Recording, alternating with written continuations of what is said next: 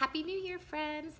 Today I'm going to talk about Santa, which might seem random since Christmas is over, but I mentioned on Instagram earlier in December that Luke found out about Santa, figured it out, and lots of you guys wanted to know kind of how that conversation went, and so I tried writing a blog post about it, but I felt like what I was trying to say was really hard to convey through writing, and so it was more like a girlfriendy kind of conversation that you'd have.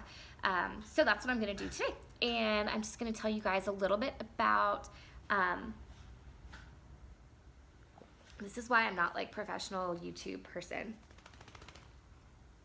A little bit about how we do Santa in our house, how he found out, how I approached that conversation, and yeah, hopefully answer some of your questions. So, a little bit of background. Santa in our house, the way that we do Santa is how my parents did Santa for me and my brother growing up. And there wasn't ever a focus on Santa. Santa was definitely part of Christmas. We didn't shy away from Santa, but he definitely wasn't the focus of the season. And that's kind of how Dave and I approach it. We don't shy away from Santa. We do pictures with Santa. We go to brunch with Santa. We do Elf on the Shelf. We do all those things. But I don't have Santa decorations, and we just don't do a lot of Santa. We don't put a ton of emphasis on it. He's part of it, but it's not the focus, I guess, is the best way to say it.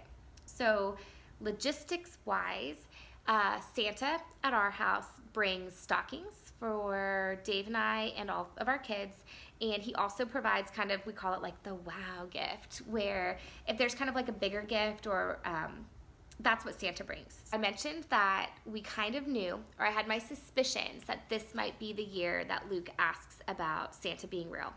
And the reason that we thought that, or that I was thinking that, is because of what we've dubbed like the tooth fairy incident. And it was maybe like October, September. Both the boys lost teeth. They both put them under their pillow at night. And Dave, after work, went up and put money under both of their pillows. And so the next morning, Mason comes down, and he's so excited because he has his tooth fairy money. And Luke comes down with this dejected little look on his face. And he says, the tooth fairy didn't bring me any money. And we were kind of like, what? And so, again, why I'm not a YouTube person. So, a YouTuber. So, our first thought was, well, maybe, it fell on your floor or something. So why don't you go up and look again? And that was really what I thought had happened, was that he'd rolled around and it was smushed in his covers, and then he came down and he said he couldn't find it. So then Dave went up with them to look and check it out. This, of course, was on a school morning too. And so Dave went up with them. They looked for the money, couldn't find it. And Dave came down and was like, I can't find it. I don't know what happened. And so anyway, kind of quick thinking on my part, I said, well, Luke, Chuck Bauer. And so kind of quick thinking on my part, I said, well, Luke, are you sure you didn't see it up there? You're sure you didn't put it somewhere? I asked him pointedly, and he said, no, I didn't. And so I pulled him aside and I said, well, what's really funny and weird about the situation, bud, is that when Daddy got home from work last night, he checked under your pillow to see if the tooth fairy had already come, and there was money under there. So maybe you should go look one more time to see where it is. So he comes back down, and magically his dollar, he had found it. So he and I were talking, and I said, where was it? And he said, well, and he fessed up, and he told me that he had put it in his desk. And immediately I knew what was up. He was trying to catch us, and I think what had happened, so when I asked him, why'd you do it? He said, because I wanted to see what you would say. And something about my facial expressions. He said, I wanted to see what your face looked like. And so, I said, well, why? And he wouldn't say it, but I have a feeling, and he and I've talked about it now, that what he wanted me to say, he wanted to come down and say there's no money, and for Dave or I to say, well, I put it there last night, and then he would know for sure, okay, tooth fairy's not real. So we knew he had his suspicions, and I asked him point blank, like, do you have any questions about the tooth fairy? And gave him the chance to say, well, is it you or is it Daddy? And he didn't. And so he took his punishment, because he lied about it, and that's not okay in our house. So he had a week of no electronics, no screen time, which is honestly just as much a punishment for me and Dave as it is for him.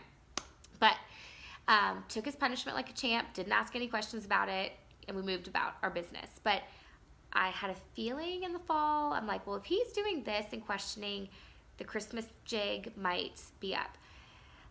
So we kind of kick off our Christmas season with Elf on the Shelf, and our elf brings a North Pole breakfast and brings donuts. And if you've read my blog for a while, you've seen it. I'm kind of ridiculous, and I've been doing it for 5 years, and it gets a little more over the top every year. It's one of my absolute favorite things. And the elf arrives on, it's usually either the last weekend in November or first weekend in December, and brings this big breakfast for the kids. And so at the North Pole breakfast, he says, "Oh, Mom, you got the good donuts," or something like that. And I said, "No, not me. It was the elf." And he kind of looked at me like, "Are you lying right now?" But he didn't ask me any questions, like kind of owned the rest of it. He may have said one other thing that day about the ornament, like, "Oh, you got me a kayak." And I said, "No, Buddy the elf brought you your ornament." His siblings are around. Mason and G were there, so I didn't really feel like we could go into a lot of detail about it. And moved about our Christmas season, had brunch with Santa and did the whole deal. And it was maybe midway through December where some stuff happened in his class in 3rd grade. He's 9 and he's in the 3rd grade. So, it's totally age appropriate that some stuff was happening on the playground where kids were talking about Santa. There was some drama regarding Santa. And I saw it kind of pop up on my Facebook group feed. And so, I just checked in with Luke and said, "Hey, so I understand this is happening on the playground. Like, tell me about it." And so he and I sat down and talked about kind of what was happening. And my parenting style, not parenting style, but kind of a parenting technique that I learned, and my mom did it growing up, is to ask questions. And so I just said to him, "Well, what do you think?" And this is where maybe a month earlier, I had seen one of those things on Facebook that pops up and has like the text with the music, and it's just, one of those, I'm trying to, like, awestruck or something, I don't know, that popped up. And it was about a lady who'd had a conversation with her son about Santa. So I'm like, ready for this. And so he says, we talked about the whole Santa thing and that happened at school. And I said, "Well, what do you think?" And so he starts with the questions. And Luke is very analytical. I mean, Luke was 4 and wanted to know about a gondola and whether the cable was moving and the car was attached to the cable, or whether the cable was stationary and the car was moving along the cable, because he was concerned that if the cars were moving independently, that one could crash into the other. If they were attached to the cable and the cable was moving, then they couldn't get any... he was 4, so he's very logical, very analytical. And so he looks at me and he said, "If all the toys are made by elves at the North Pole, then why do they come in manufacturer's packaging?" Like, those were his actual questions to me. And so I didn't answer. I just said, "Well, why do you think that is?" And he said, "Well, I think that parents are really Santa." And so it was like the moment that I had waited for this. I'd prepared for this. My big thing was that I did not want him to feel like the rug was being pulled out from under him. I did not want him to feel like all of a sudden there was no more fun associated. And so I got real excited and I was like, "Buddy, I am so pumped." And he was like, "What?" And I said, "I'm so excited." And he kind of looked confused, and I said, "You are ready to be in on the Santa thing." And he was like, "What?" And so he's getting all like excited. And I said, "All this year," I said, "I've watched you grow up and you're asking these great questions." And I said, "But you're also really a great big brother." And I said, "You're empathetic," and, brought up a few kind of like little personal anecdotes about situations that had happened at school where he had, displayed some empathy toward others, and just some kind of like character things. And I said, "We're so excited because this means that you're ready to be a Santa." And so we talked a little bit about how Santa was a real person and kind of started this tradition of giving without getting anything back. You know, I said Santa doesn't get a gift in return. Santa doesn't get a thank you note or a hug or even to see your face when you open it. And I said Santa gives a gift just to give a gift, to be kind. And we talked about how it was a real person and how then other parents kind of continued on the tradition with their kids. And I said, you know, you're grown up enough now that you get to be part of that. And I said, you can help, you know, Daddy and I do stocking shopping, and he wanted to help with Elf on the Shelf. And y'all, okay, first of all, he said that he knew that, or he had his suspicions about the Elf on the Shelf elf not being real because the North Pole breakfast looked too much like Mommy. So apparently I like overachieved my way into him not believing in Elf on the Shelf.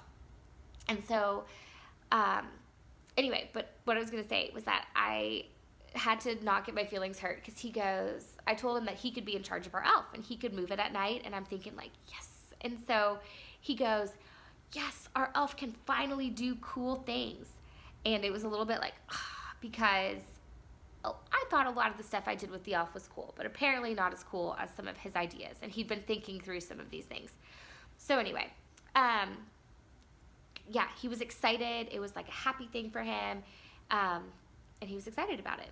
And the other part of the conversation that we had was about Jesus. The thing that I didn't want was I didn't want him to feel like, and I know it's a concern sometimes with Christian parents that, you know, you've talked about Santa, you've believed in Santa, and all of a sudden Santa's not real. So our kid's going to think like, we've talked about Jesus, I believed in Jesus and God, and now, you know, that's not real either. And so we talked about the differences and, you know, how the Easter Bunny and the Tooth Fairy and how those were different than believing in Jesus and God, and how we have the Bible, you know, that tells the story and that we believe the Bible is true, and, you know, that whole situation, and how that, the Word of God, is different than like the Christmas, you know, Night Before Christmas story about Santa. And it was sweet because he looked me right in the face and he goes, well, Mom, you know, of course, a big guy coming down your chimney in a red suit delivering presents is different than the Son of God dying on the cross for our sins. So he totally got it. And, you know, it was just a sweet parenting moment. So anyway, that is how it went down in our house. And I know I was really grateful that I had seen that little thing on Facebook and had kind of thought through having that conversation with him. I wasn't caught off guard.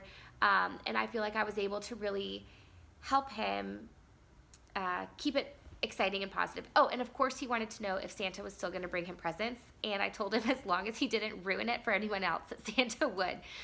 But yeah, we talked about how, you know, he had kind of figured things out on his own and had grown up enough and was ready to know about Santa, but that other kids, like his siblings or classmates, might not be ready, and how part of being a Santa and being in on Santa was helping kind of protect that for other kids until they were ready to hear.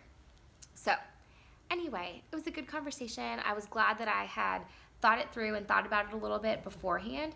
And so I know that this might come up at your house with Easter Bunny or Tooth Fairy, or, you know, you never know when your kid is just going to straight up ask you if Santa's real or not. And so I thought I would share.